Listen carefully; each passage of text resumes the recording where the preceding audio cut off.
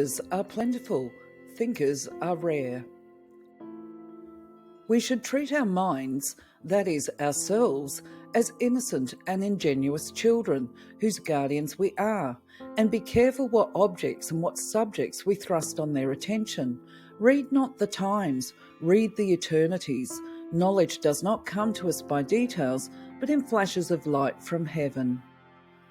It is remarkable how long men will believe in the bottomlessness of a pond without taking the trouble to sound it. Let everyone mind his own business and endeavour to be what he was made. Humility, like darkness, reveals the heavenly lights. If one advances confidently in the direction of his dreams and endeavours to live the life which he has imagined, he will meet with success unexpected in common hours. I know of no more encouraging fact than the unquestionable ability of man to elevate his life by conscious endeavour. Make the most of your regrets. Never smother your sorrow, but tend and cherish it till it comes to have a separate and integral interest. To regret deeply is to live afresh. Nature will bear the closest inspection.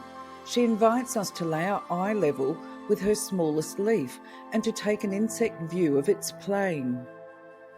Live your beliefs and you can turn the world around. Every man casts a shadow, not his body only, but his imperfectly mingled spirit. This is his grief. Let him turn which way he will, it falls opposite to the sun, short at noon, long at eve. Did you never see it? So thoroughly and sincerely are we compelled to live, reverencing our life and denying the possibility of change.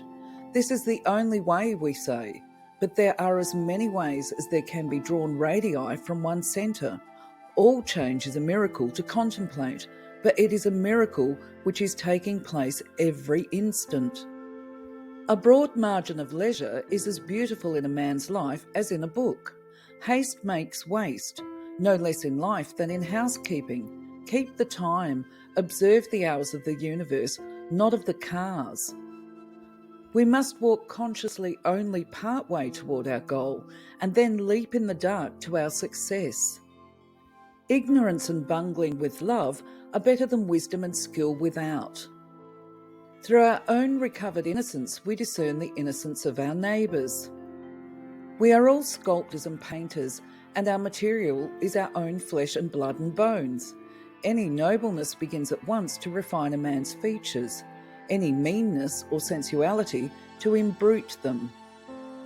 We are not what we are, nor do we treat or esteem each other for such, but for what we are capable of being. It is an interesting question how far men would retain their relative rank if they were divested of their clothes. It is never too late to give up our prejudices. There is no value in life except what you choose to place upon it, and no happiness in any place except what you bring to it yourself. Truth is always in harmony with herself, and is not concerned chiefly to reveal the justice that may consist with wrongdoing. It is what a man thinks of himself that really determines his fate. Some are reputed sick and some are not. It often happens that the sicker man is the nurse to the sounder.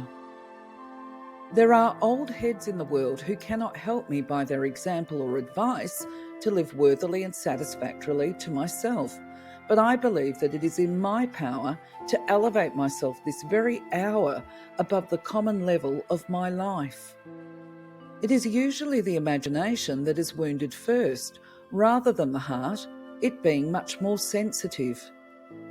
I have found that no exertion of the legs can bring two minds much nearer to one another.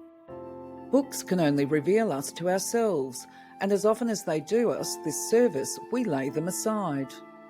To affect the quality of the day, that is the highest of arts. Every man is tasked to make his life, even in its details, worthy of the contemplation of his most elevated and critical hour. This whole earth which we inhabit is but a point in space. How far apart, think you, dwell the most distant inhabitants of yonder star, the breadth of whose disk cannot be appreciated by our instruments? Above all, we cannot afford not to live in the present. He is blessed over all mortals who loses no moment of the passing life in remembering the past. There is just as much beauty visible to us in the landscape as we are prepared to appreciate, and not a grain more. A man sees only what concerns him.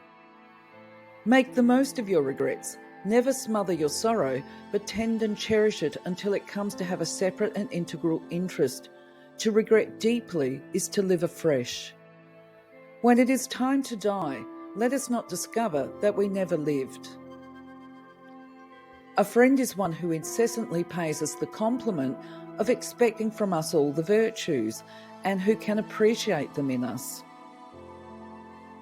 If the day and night are such that you greet them with joy, and life emits a fragrance like flowers and sweet-scented herbs, is more elastic, more starry, more immortal, that is your success. Truth strikes us from behind and in the dark, as well as from before and in broad daylight. Be it life or death, we crave only reality. If we are really dying, let us hear the rattle in our throats and feel the cold in the extremities. If we are alive, let us go about our business.